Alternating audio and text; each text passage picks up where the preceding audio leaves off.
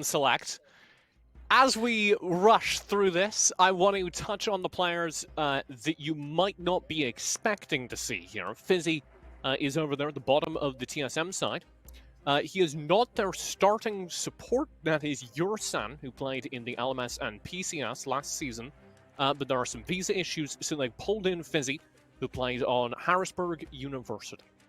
Yeah, and Harrisburg University has done well at a number of collegiate events, most notably in the Midwest, where the Midwest Esports Conference, they often do rather well. I believe falling into third after the Maryville rosters really took over everything. And, as strong of a collegiate player as he is, might be a point of attack for this team. Yeah, might be maybe one of the weaker slots. I did cast him when I did the Human Invitational this year, and they did all right. They finished third. Let's talk about the rest of this, though, because you have Darshan and Hanser as kind of the two old men doing Tai Chi in the park in the top lane. You have then the full Oceanic takeover, the full OPL roster over on C9. I am really excited for TSM's mid lane, though, because that's Sword, and I believe you have the scoop on that.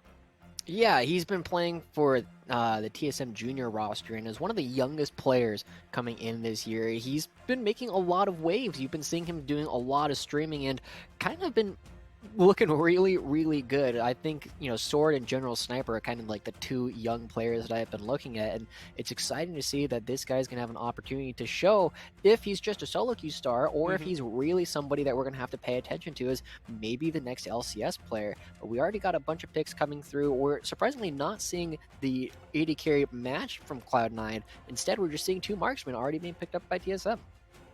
Yeah, TSM can run that Lucian in many, many places right now. I expect that Kai'Sa to be thrown down towards Cody Sun in the bot lane, who certainly has something to prove. I told you these rosters were stacked. Over on the C9 side, we get Schertenfire's jungle, presumably. And a Seraphine! No, I'm kind of surprised it's taken this long for this champion to make a splash in Academy so far. Obviously, very flexible between the mid lane and the bottom lane, where you can play basically anywhere you want. And with the Moonstone I have Renewer, a prediction. You have a prediction. What's the prediction? I think this is going to be support, because Isles, who was part of, again, this bot lane, is the Legacy Esports bot lane. And he was part of that really good team. Isles and King are really, really good as a duo. And Isles plays a lot of kind of stuff that's off meta. Lots of like Lux and Bard and Tarek, and he's out here. So I would be shocked if that isn't bot lane Seraphine.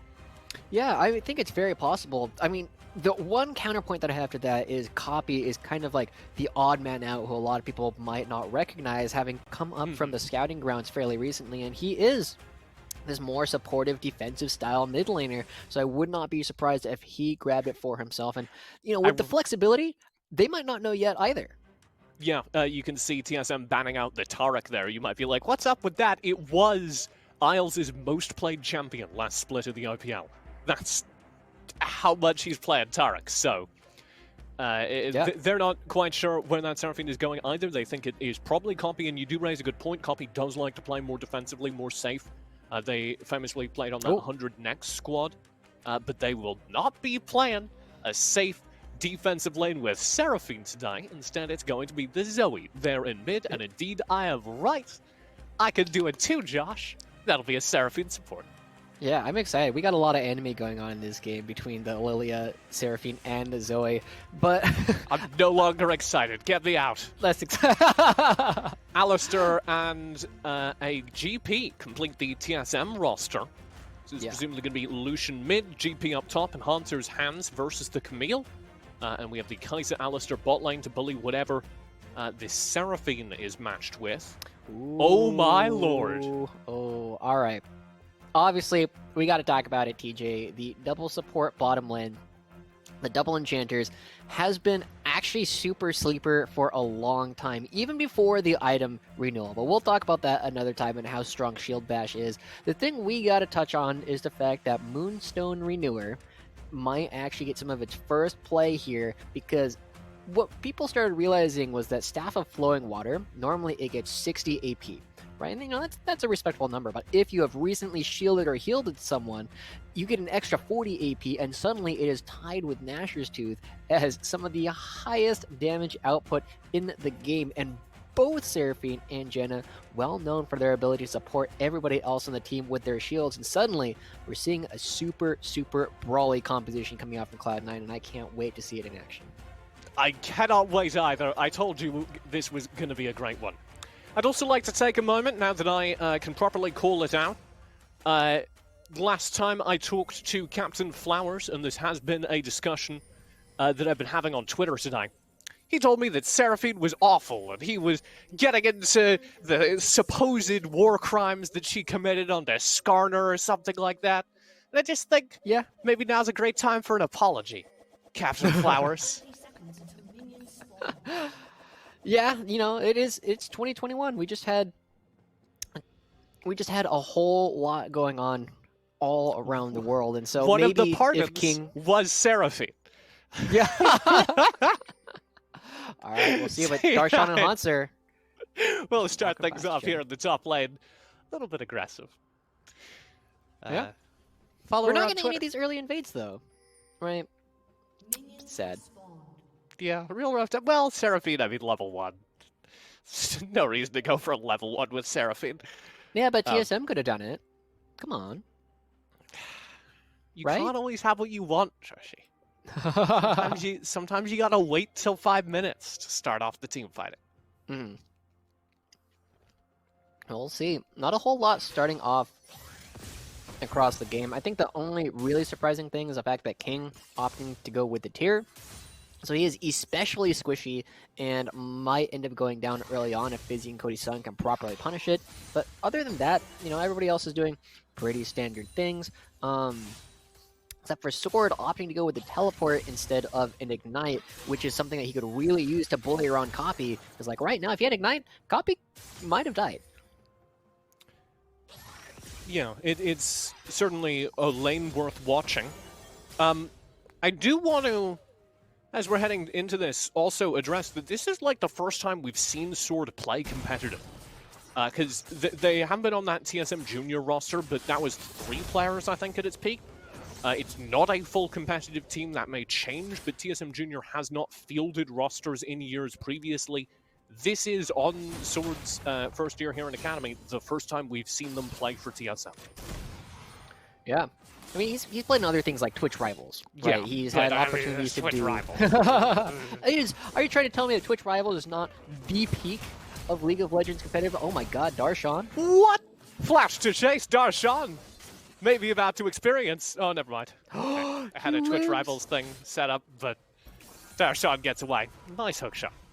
Yeah, wow. I'm actually shocked that he lived from that. Able to play around his cooldowns and the shield remarkably well, and Hanser not able to quite capitalize on it just because of how powerful most passive really is. And shockingly enough, now that there is no flashes in the top lane and no mana on Hanser, Surenfire is like, hey, let's pay a visit. Surenfire is like, I'm in. Let's see if there's anything exciting happening up here in the top lane I've been hearing about. We'll go in. Does get smoked, and as you say, there is a roam coming in, but Babip can't get into the back lines. We'll have to settle for Surenfire. A 1-for-1 trade. Hanser falling, Surenfire down an answer.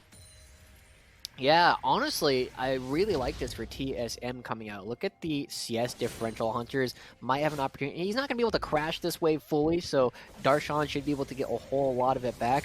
But it's kind of one of the downfalls of Graves, right? You can't shoot through minions. And we saw that Hanser was able to play in his wave super effectively and buy a lot of time for the Lilia to actually get up here, right? Like, look at the way he's playing and the way that Surenfire has to move in weird ways and can't actually do the damage that he needs to. And takes so much damage from those creeps. Yes. I think actually the killing blow may have been a caster minion. Would not be Next time surprised. someone calls you literally a caster minion, tell them that caster minions get kills. True. Yeah. So you're not a caster minion, because caster minions get kills. Drake will be coming up here as TSM set up the zone control for it.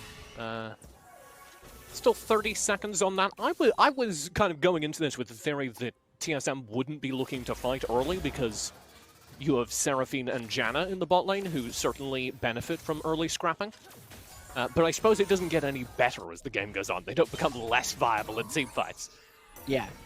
I mean, the big thing that we're really going to be looking at later on is how Surenfire is actually able to play when he effectively has a couple extra 1,000 HP to play with in healing coming out from both King and Isles. So expect him to have a really big part in this game. So even though they might have come out slightly behind in the overall trade in the top lane, Surenfire is still very happy to be sitting on the pickaxe and actually have an opportunity to continue looking for some of these early aggressive plays. The one other thing, TJ, that I'm nerding out a little bit about right now that, you know, maybe like 3 other people are like, oh my god, check this out, is how quickly the bottom lanes have been backing. Both sides have actually gotten 2 backs off before the 5-minute mark. That's crazy. I was going to call that out. Yeah. I was going to call that out, but then we had the whole mess up top. But King and Isles shoved away, which they can do very quickly, and then they just instantly reset. Do you want to talk a little bit about why they did that? Well, yeah, I mean, we'll probably have to get back to it after, like, the fact that BABIP is level 6 Just now. go for it, Josh. I'll bail you out. Oh, never mind. We don't have time. Surenfire. Redemption. Going in. Redemption spent. Oh, double sleep. That's real messy. Surenfire's just gone. Goodbye, Darshan. Walk away. Now tell me about the bot lane. Boy. Are you sure that's what you want to hear about? We just saw like a crazy. We're not. Like, I don't want to know anything more about this. This is. Just... All right. Well, yeah. So yeah, I mean, the big thing, you already touched on it, right? King and Isles, they started with a tier. They're trying to get back to base as quickly as possible in order to reduce the deficit in items that they have. They don't have a lot of base stats, right? They're double range champions going into an Alistar. They want to be able to go buy these items and use all their mana, trade it for some health, and then just go heal up while taking away all these resources from their opponents. And they did a fantastic job at that. They are now in a spot where they can start bullying around Fizzy and Cody's son, but they did a good job at pushing things right on back and then getting their own resets, so the stat disadvantage is still favoring TSM overall. And we can see with Lilia now down here on the bottom side of the map, this Dragon, this bottom lane are now both going to become major opportunities for TSM to try and find some smaller advantages. And okay, fine, we can talk about it. After those top lane engagements, it's not looking like C9 have any hope other than this bottom lane. Yeah, BABIP has like hard read everything Surenfire wants to do. This is his second counter gank of the day, and even with those redemption coming in from Zoe, they're both level 5.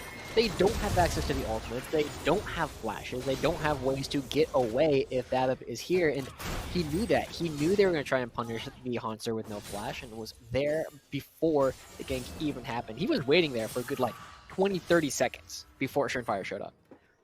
Yeah. Just really, really well played by TSM, Yeah. really well played by Haunter and Bamba. I would also, long-range tornado, like to give a shout-out to our TD today, Dre, who waited until we finished talking about the other thing, and I said, all right, fine, we can talk about the top lane, and then we got the replays. It's really, really good production difference. Drake is up right now. Neither team has enough control to really go for it. Obviously, TSM are winning across the map, but C9 have that bastion of strength down bottom, do have the scary Seraphine bot lane. I don't think TSM really want to test their might against that just yet, at least not till Cody's son has a little bit more damage. Yeah. I mean, they're really kind of looking to be a composition that scales really hard, or excuse me, spikes really hard when everybody has their mythics. And you already see, you know, we touched on the Moonstone Renewer. It is now currently in BABIP's inventory, right? He's suddenly super strong, going to be giving a ton of extra healing to everybody else on the map whenever he is currently engaged in a fight. And it might actually give them the confidence to not necessarily go for the Dragon, but to at least pick up this Rift Herald, especially since Fizzy has already started moving to the top side of the map. And it's fairly difficult for King and Isles to actually take down Cody's son in the bottom half of the map while he's there. Yeah. If you're worried that there would be any action on the bottom side of the map, and we'd get to see what the Seraphine can do, well, keep worrying, I guess, because it's not going to happen anytime soon. Rift Herald will be picked up. Zone 4 around the top side does get picked up by Bamba. Drake will be traded. Yeah, so overall, Cloud9, pretty happy with this. They're actually putting a lot of gold into their bottom lane. And, well, Darshan doing Tai Chi next to his inner turret, Oh my god, kind of Darshan. already buried. He was trying to do Tai Chi in the mornings and he like pulled something in his back. And Ooh. it's not gone well. Ooh, yeah, taking some rough trades as well. Onser will probably be able to get some good damage, but Copy and Surenfire trying to find something. Oh, it's Copy's Ghost, right? He picks it up. Zoe things. Yeah, just it has everything. Especially on the first few weeks of this season, I kept playing against Zoes who would like pick up the new items, and I would just have no clue what had just happened to me. I would take astonishing amounts of AP. Yeah, I feel like a lot of them would just do things that people weren't really expecting. Like, oh, it's not super popular right now, but it's like the equivalent of the Hextech GLP, the one that just like roots you if you're sitting in the middle and just like slows you, right? Like that was exactly the first what time, I was thinking. Yeah, the first time I got hit by that from a Zoe, I was just like, what even just happened? What's that ability? We'll see how fancy Copy can get in this game, because they are doing all right in lane. That Lucian has edged out a slight CS advantage, but Sword isn't smashing anything just yet. Yeah. As TSM continue here, I think we do have to pay attention to their strength kind of coming down from the top lane, but we also have to acknowledge that King and Isles are winning down bottom real hard. They have just completed their mythic on that Seraphine. It is the Moonstone Renewer, as you theorize. There is Dark Seal completed as well, and the next step in the Seraphine build path after you have Dark Seal and your mythic is to go for a team fight so you can get those stacks. Oh yeah. Yeah, I think the big thing that we're going to have to pay attention to, though, is like Seraphine and Janna, there's only so much they can do, right? They have decent, survivability. They have pretty decent damage, they have pretty decent crowd control, but they're not going to be able to do enough damage to kill everybody else on the other team, especially with the Moonstone Renewer in Babip's inventory. So they really need at least one of Surenfire and Darshan to be strong. They need to have somebody that they can support, and right now, Surenfire's got his Gale Force, so he can be aggressive, but he also needs to be careful that he doesn't get too far ahead of the rest of his team. And I don't think this should be the team fight that you were commenting on. I think we probably have about 2 minutes before that's likely to happen. Yeah, as people are going to be back. Drink timer is your team fight timer. Yes. In a game like this. I should explain here, while we have a moment, that I am an unabashed Seraphine stan. Not really of her music, but I just love everything about the character and the gameplay. Her voice lines are particularly great because they're all variations on, if you don't like dying, don't take damage. And it's, I don't know, just it's a really fun laning experience. Would recommend. Yeah. Are you familiar with the term, not caster bias, but do you have a bias in League of Legends? Who's your favorite K-pop star? Oh, I always run into this trap when I'm casting with a new person, Josh. I don't listen to music at all. Like, not at all. No so music? I have no music whatsoever, so I have no preferences, unfortunately. Now, I'm just more shocked at the complete lack of, like, did you just not have music in your household growing up, or is this like a conscious decision you made later? My mother's a music teacher. No, it's just not a big, like, I like music, it's alright. It's not my thing. Wow. Well, we're gonna have to have a stern talking. Josh is later figuring out his playlists. He's going to send me one after this. One thing I normally do in Academy games, I did last season in Academy Rush when the game slowed down, is I look at my tea, which is very erudite and always has a quote on it. This one has a Shakespeare quote. It says, "One touch of nature makes the whole world kin." Oh, it's very wholesome. Very 2021. And I can tie it into the game. You want me to do that? Yes, please. Watch this. The Drake's coming up, and that's going to be the touch of nature that starts this off. Fizzy into the front line. Phase rush will be spent. 3-man sleep, and that's what you needed. Killer Instinct right on in for Cody Sun. Surenfire. 1 HP will fall, and Darshan's round the side with the Hextech ultimatum, locking Cody Sun down. but not being able to turn the fight as Sword sweeps over the wall and cleans up the bot side, though TSM have trouble up top. Hanser is in a 1v3, and King has the damage to trade down, shutting down Cody Sun, and Copy's on a triple, as you say. Now a 1v2 for the star mid laner, but already a great performance for C9, even in a losing team fight. Wow, yeah. I mean, we saw that big sleep coming out across the entire team, but right now, it's not going to actually lead to a whole lot more. You can't actually do this dragon while Zoe is alive, and TJ, I think that means we're going to be in for round 2 here very, very shortly, as Hanser taking a lot of damage, but he is going to be able to get this wave underneath the turret. Hanser, staying healthy. That was a huge team fight for TSM as they managed to apply kind of the top lane strength. But I also want to call out C9 managing to hold their core around King and Isles throughout this. Yeah, they were able to keep them alive for such a long time, even throughout the sleep.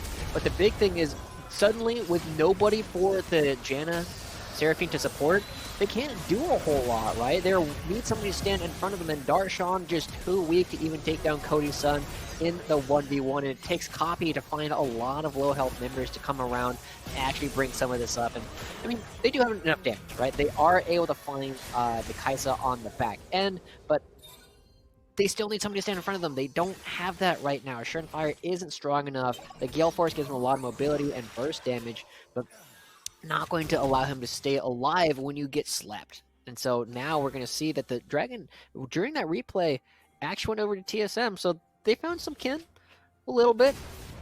Yeah, I think first of all, there's the touch of nature. I like it. You brought it back, and I'm proud of you. Second of all, I think TSM do need to look at that team fight as a win, but a cautious one. Yes. Because they should have won that team fight, given the leads they had earned on the top side with a 5v5. But I do think how close that team fight was has opened the door to C9 having a stronger mid-game here around the team fighting phase. It got a little bit more gold into Surenfire's pocket. It certainly boosted Copy out as a potential carry, which was not what we expected to see coming into this game. Yeah, and you're noticing that the lack of cleanses coming in on the side of TSM means that they have to be much more careful around Copy just in general, right? Like, it allows them to cleanses. We're just eating oranges over here. Who needs cleanses? Well, unfortunately, Sword and Cody's son don't have any oranges. They need to go back to their farmer's market to get that touch of nature. Okay, it's the Shakespeare quote again. I think the big story of these upcoming team fights is absolutely going to be that. It is going to be which team's CC finds more value. And theoretically, it should be, C9 have way more options, way more opportunities to lock down the aggression. But because of how that fight started with a 3-man Lilia ult, it was completely not the case. TSM were able to find massive damage, split up the front line before we even got into the team fight proper. Yeah, and I want to praise Fizzy as well, because we've touched a lot on how Babbitt was able to get a 3-man sleep, but Fizzy actually set that up perfectly for Babbitt by finding a 3-man knockup immediately beforehand. And so, you know, you touched on the value of crowd control that people are actually able to put down, and it's very important that... Oh, okay, hey, Surenfire's gonna get away. Cool. Whew. Yeah, it's very important that you actually are able to layer your crowd control properly, because Fizzy, if he didn't land that 3-man knockup, it would have been a lot tougher, right? Because it's harder for Babib to get multiple people caught up all at once with his crowd control if they're not previously locked down by the one other member with crowd control. Yeah, and you talked about how C9 are especially vulnerable to that because they don't have a frontliner, and I think that is also something we need to keep our eyes on. It is a Janna Seraphine bot lane, which means you're normally looking for something else on the team to be the tank. We're not in the set jungle meta anymore, and we're not playing set top lane either. You've got relatively squishy champs across the board. The best hope is Surenfire, as you said, who can build towards that drain tank, but we don't have that given Surenfire's disastrous early game. Yeah. He's farming well. He's actually, he did have a level lead briefly on Babbitt. But now we see the double Moonstone Renewer completed, right? And again, I just want to in the bot lane. bring how crazy this item really is. On top of all of the base stats that it does, every 2 seconds you heal somebody on your team for a minimum of 70 HP that continues to stack up over these long team fights. And because you have these 2 enchanter supports on your team, these fights are going to be going long. So it's going to be getting a ton of value. As you talked about, because you're building Staff of Flowing Water, you're getting a little bit of extra AP as well. Yeah. And there's the Rift Herald. There was a Janna shield on that turret. I don't know if you noticed. Yeah, Rift Herald there was. Yeah, Rift Herald should get the crash in the second tier turret, though. It doesn't happen on screen, but you can see on your mini-map that that turret is a little bit darker as it takes a little bit more damage overall. But we have the team fight counter coming up, TJ. 20 seconds. Oh, yeah. It's top left corner of your screen. It's the countdown to team fight. As we do get our next Drake. It's been split 50-50 so far. And the game is leaning towards TSM. They have that gold lead, but we're worried the power of this bot lane is online now. And we're a little worried for TSM's ability to deal with it. Yeah, they're also second to the punch. They don't have a whole lot of great pokes, so I think Cloud9 just being here first, just, you know, early bird gets the worm. Drake's gone. And the Janna Tornadoes just slow down the TSM engage. They're going to have to go into this choke point if they want the fight, and Babo does so. Flashing forward, he goes the GP cannon barrage. A huge knock-up from Fizzy. But the back line is holding. Isles will flash away. No, they've lost Copy. They've lost Isles. The chase down from Sword is there. A double kill with Panzer responsible for a lot of the follow-up. And there is a big win to TSM as they redouble their gold lead. Yeah, this is what threat overload compositions do, TJ. You can't focus any of them. You have to split up because you don't have this strong team fight. You got so much damage across everybody with King, but it doesn't matter. The team fight doesn't last long enough for Moonstone Ramirez to do anything, and this is a tough steal coming out. Like, you don't have a whole lot of vision, but look at this. The charm lands across almost everybody, but Fizzy gets a 5-man knock-up, and suddenly everybody gets into the back line. King and Isles are separated. They can't heal each other, and the fact that Cody Sun and Sword are able to dive into the back looking fantastic. And Fizzy, I want to apologize. I thought you might be the player that is going to get attacked this game. He's looking stellar. This has been a series of team fights decided by the collegiate player, the substitute from TSM. Fizzy going huge in several different engage scenarios on the Alistair. Yeah. So, yeah, he's going to be... dropping Coke and Mentos because it's Fizzy and explosive. Yeah. Man, you keep having these, like, one-liners, and someday I'll be able to match them as quickly. I feel like I have to have things, you know, super prepped and ready to go all the time, but you just drop them like bombs. Like Fizzy. Like how every time you appreciate them a little bit too much. And I'm like, yeah, he likes it. And then a second later, I'm like, oh, it wasn't that good. It's a good balance. I need someone like you to keep my ego up. Yeah, it's just like, you know, when you have something that I'm just not expecting at all. Right. It really, yeah, it just gets me, man. And so far, you've been doing a good job there, but so far, TSM's also doing a good job at getting Cloud9. Segue. Casting. Baron in hand, and they are indeed shoving it down all 3 lanes. I believe that was the first turret that's fallen from this Baron, but you can also see, if you're glancing up towards the golden scoreline, that TSM are solidly ahead. So they will get more. Ooh, good sleep, but a double charm. This actually could get disastrous as Fizzy tries again for the CC, but this time can't reach King, who's safe behind the turret. And they've already lost Bamba. Fizzy will join the ranks of the dead. There's the dive in for Darshan, and C9 may have just found their opportunity. Cody Sun down as well. Huge plays from the C9 backline as they turn against a Baron behind their inhibitor turret. And hey, TJ, this is not how you play threat overload compositions. They tried to dive really, really hard, but they didn't have all of their threats present. They only had 2 people who could actually influence that fight, and that's a major reason why, even though Darshan wasn't there at all, this fight ended up getting turned on its head, but I don't want to go too far in favor of Cloud9, right? They are still down 2 turrets that they were before. Yeah, watch Check this out it from catches King. Busy. Subscribe to our SoundCloud. Look at that. Yeah, it catches Busy in the middle of his headbutt. So suddenly there's no crowd control. You can't actually take any of these members down. And look at the fact that all these members are effectively full health because Moonstone Renewer keeps getting procced by both Isles and King. Yeah, the fact that by the time King reappears on that replay screen, they're like full HP again is astonishing. And that was what we were always saying. Yes, C9 are behind, but also they have built a composition that is going to be devastating in at least one team fight this game. And it sort of snowballs as well, because every time you win a team fight with Dark Seal Seraphine on your team, that Seraphine gets a lot of Dark Seal stats. Yeah. We are going to see how that affects things. Look as at Babop this. has stepped a little bit too far forward. We'll go into stasis. Oh my lord. Follow me on Twitter, says Seraphine. 2 more kills into King's pocket.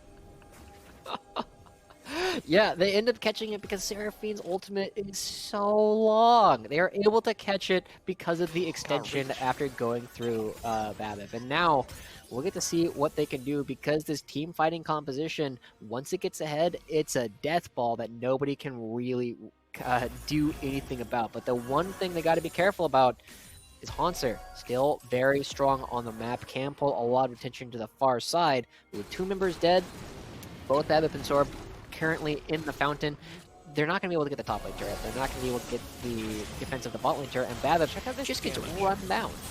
Check out this damage from the Seraphine ultimate. It's like actually a little silly. Also, of course, really long-range CC. 2 kills picked up again through the power of that bot lane. Of course, King isn't actually getting these kills in the team fight, which is maybe something you worry about. You'd expect, frankly, a little bit more out of those queues, but it's nothing. It's nothing that's holding C9 back.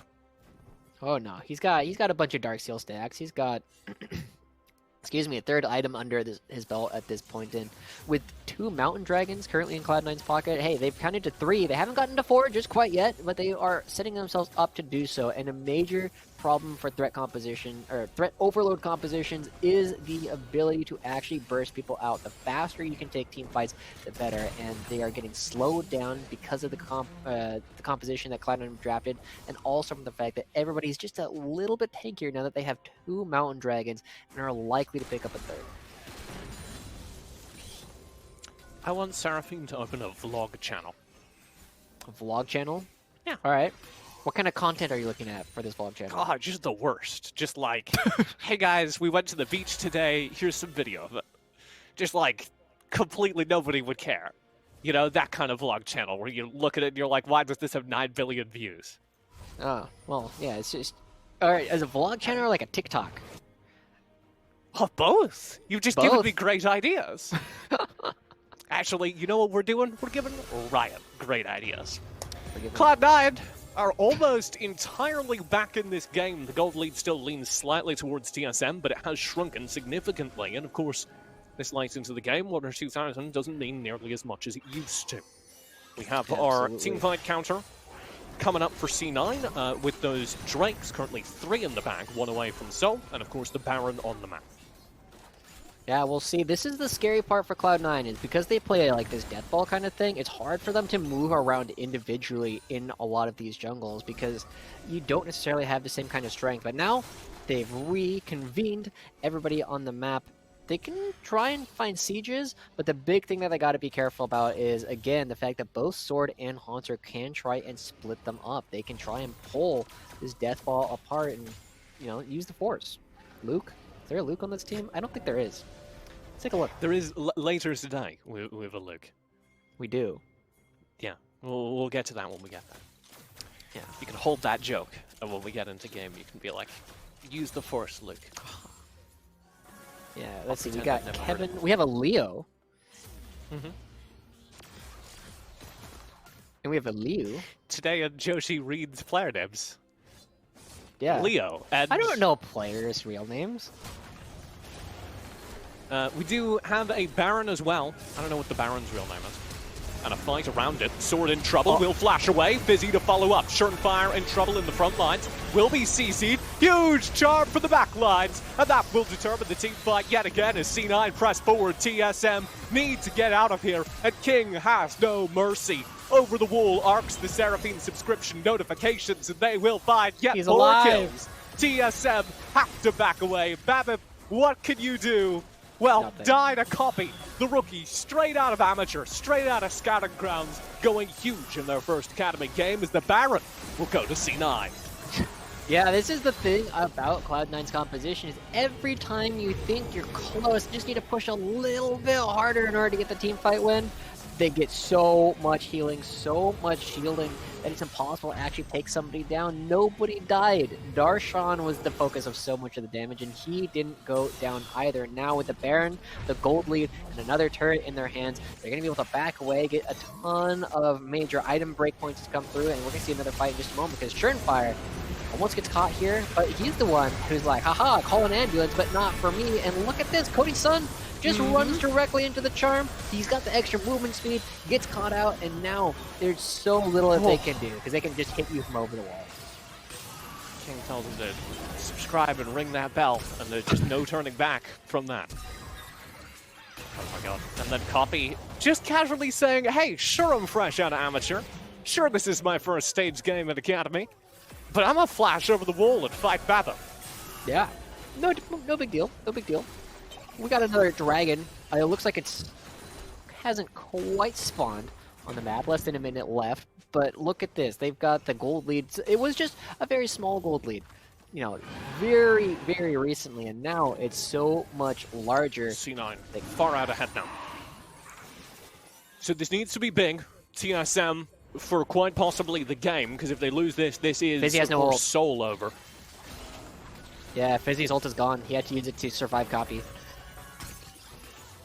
And without that Alistair in the front lines, these team fights look even less possible. Copy, what are you doing? Just chunking Sword down.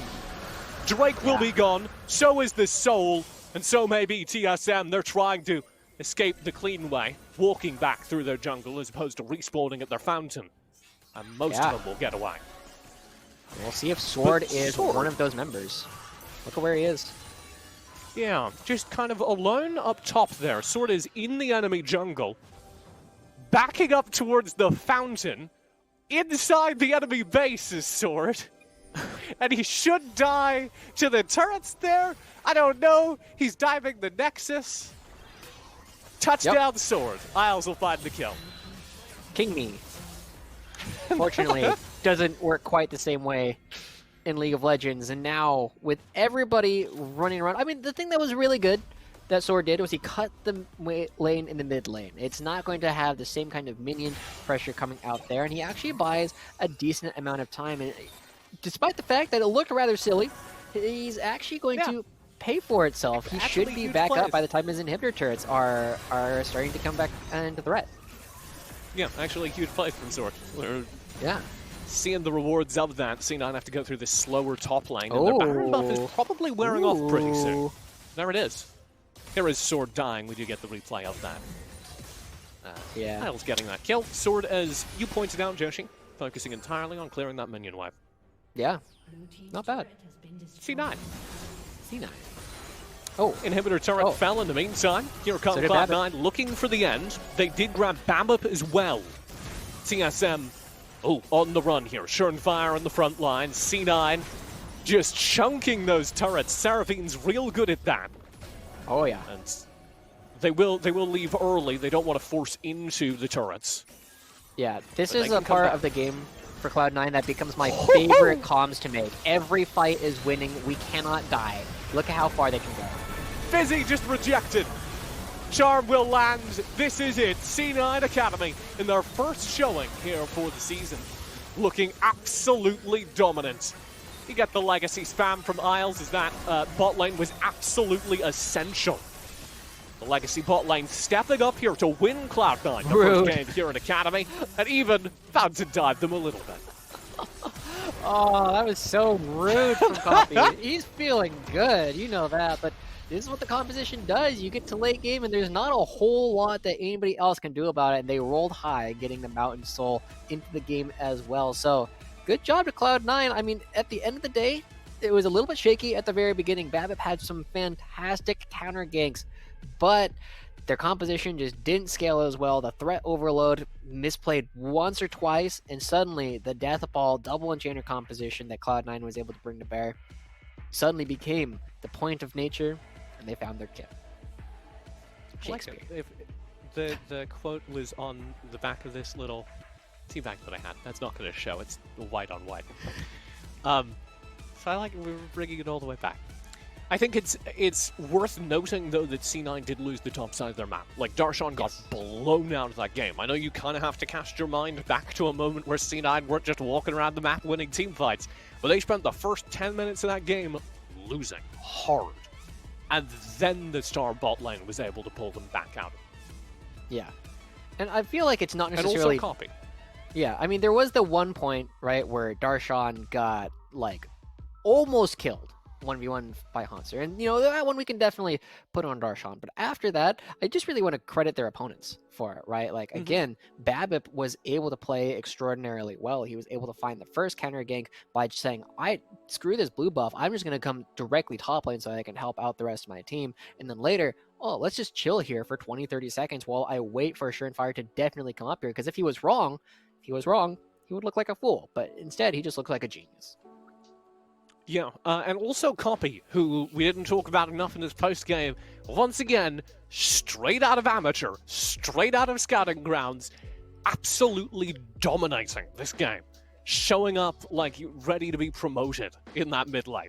And obviously, you need a few more games to actually say that. I want to see a little more consistency, but for a player for whom the criticism in Amateur was that they weren't explosive enough, that they didn't take enough risks, I think Copy is already showing that there's a lot more gas in the tank.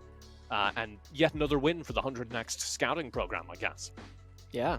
And I mean, just kind of across the board, it feels like the Order, Legacy, and 100 Thieves groups have been looking fantastic and promoting a lot of talent. And I think it's going to continue seeing a little bit more of that throughout the day. Just because, again, we're only a little more than halfway done at this point, TJ. We just saw what might be the highest level game in terms of players on paper, but that doesn't mean it's going to be the most interesting. We have a lot of other games to still go as well. If you're wondering where those 100 Next players went, we do have that up next. 100 Thieves Academy side to the field, playing the team with Luke on it, so you'll be happy to use that junk. Don't go far, though. Before that, we have a player interview and, of course, 2 more games afterwards. You won't want to miss it. It's all coming up after this.